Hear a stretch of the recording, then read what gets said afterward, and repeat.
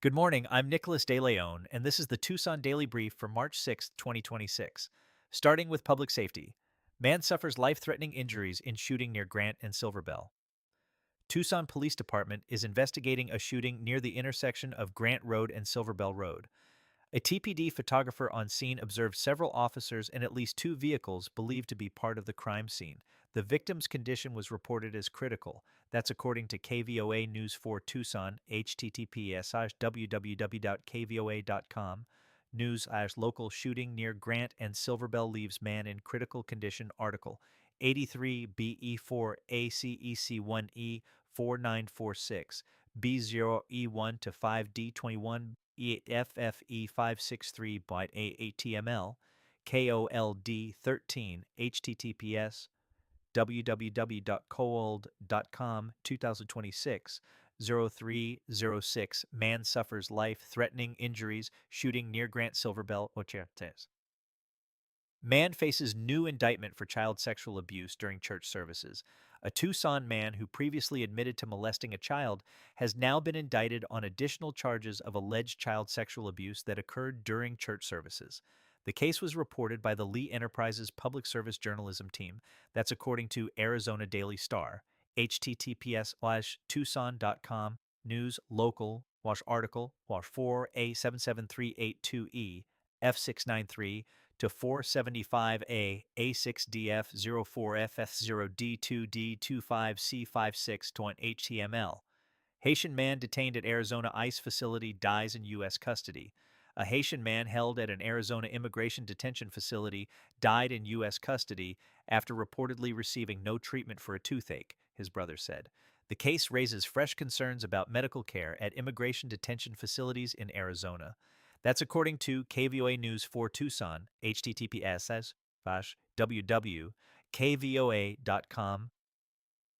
News, Arizona, Haitian man dies in U.S. immigration custody with untreated toothache brother, says article B67385E8F7 to 53B7 to 80F4 to 28C0A20521C0 HTML, KOLD13, HTTPS, www.cold.com 2026 0305, Haitian man detained, Arizona ICE facility dies us, custody brother says Pa. Pima County Sheriff addresses digital evidence in Nancy Guthrie disappearance. The Pima County Sheriff's Department has spoken publicly about digital evidence in the ongoing investigation into the disappearance of Nancy Guthrie, mother of NBC's Today host Savannah Guthrie. Savannah Guthrie and her sister were seen leaving flowers at their mother's Tucson area home earlier this week in their first public appearance at the residence since Nancy Guthrie went missing about a month ago. That's according to KVOA News 4 Tucson, Shepsisals, www.kvoa.com. News, Nancy Guthrie, Pima County, Sheriff addresses, digital evidence in Guthrie case, Article 263C5, E2F 33 to 44C6 to 9CE9 BFEB 078187DB.html, Arizona Daily Star, https tucson.com news a local article C26EE5F4 B50 to 44CA9D6B E59876 C58E4.html. Turning to government and policy, RTA special election ballot deadline is Tuesday, March 10th. Return options available now. Pima County voters have until 7 p.m. Tuesday to return their ballots for the Regional Transportation Authority, RTA, special election. Voters can drop ballots at 3 24-hour secure drop boxes at recorder's office locations, open through March 9th and Election Day, or at the Vote Mobile at Nanini Library, March 9th, 10 a.m., 3 p.m. Officials warn against mailing ballots at this late stage. Through March 4th, over 139,000 ballots had been tabulated. The pro-RTA campaign holds a $1.3 million fundraising advantage over opposition forces, with construction and related industries contributing heavily. That's according to Pima County Newsroom, https://www.pima.gov, 2720 Newsroom, Arizona Daily Star, https tucson.com/news, local/subscriber, article, 4D0A 152F4CDB80, A00EABA27A5D, HTML. Tucson weighs new zoning rules for large-scale data centers. The city of Tucson held a public meeting to discuss proposed zoning amendments that would require data centers over 50,000 square feet to prove adequate water and energy supplies before breaking ground. Companies planning to use 7.48 million plus gallons of water per month would need to show 30% of that supply comes from reclaimed sources and disclose renewable energy usage. Members of the No Desert Data Center Coalition raised concerns about enforceability and the city's existing resource constraints, especially amid Colorado River drought pressures. The Planning Commission still needs to hold a study session and public hearing. The mayor and council are expected to vote in May. That's according to KGUN 9, https www.kgun9.com/news, community-inspired journalism. Midtown News, City of Tucson, considers new zoning rules for large-scale data centers amid water and energy concerns. KVOA News for Tucson, https www.kvoa.com, news, local, debate in Tucson over early-stage data center regulations, Article 26 F4 3920 to 4891 to 42A1 B39F 5FB 427 HTML. Arizona Senate passes unlimited capital gains exemption for home sales. A measure approved by the Arizona Senate would eliminate state capital gains taxes on home sale profits entirely. The current exemption caps at $250,000 for single filers and $500,000 for couples. The measure now moves forward in the legislative process. That's according to Arizona Daily Star, https:/tucson.com/news local article /4BD7931C F7ED 4EC3 to 8A3 to 224693D7ECB720 Arizona Medicaid families rally over loss of autism ABA therapy access. Families of hundreds of children with autism spectrum disorder gathered Thursday at the Arizona State Capitol, calling on AHCCCS, the state's Medicaid program, to ensure contracted care organizations provide the services for which they are paid. Mercy Care and Arizona Complete Health terminated contracts with major ABA therapy providers Centria Healthcare and Action Behavior Centers late last year, leaving families unable to find covered alternatives. Two lawsuits, including a class action on behalf of families of 11 affected children, seek to force AHCCCS accountability. Advocates warn the situation will be worsened by federal Medicaid cuts under the One Big Beautiful Bill Act.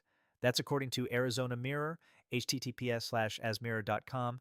2026-03-05, Arizona families say ACCS left autistic children stranded without therapy options, says. Arizona Secretary of State sues to block DOJ demand for voter rolls.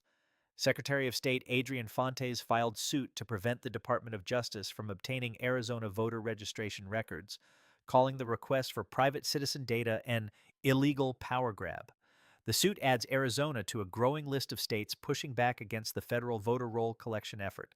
That's according to Arizona Daily Star, https tucson.com news, local article DC97E583 to 104D 4A4E A66E02C342DBE955 HTML. DHS intends to use Marana facility as immigration detention center. The Department of Homeland Security intends to contract with Management and Training Corporation to use its Marana facility as an immigration detention center, according to Pima Resists ICE, Price, a local organization opposed to the plan. That's according to Tucson Local Media, https www.tucsonlocalmedia.com, Explorer News, Department of Homeland Security intends to contract Management Training Corporation for Detention Center Article 7C87E95 to 9BB1 to 4779 to 93EB443E953BDCB0 IHTML.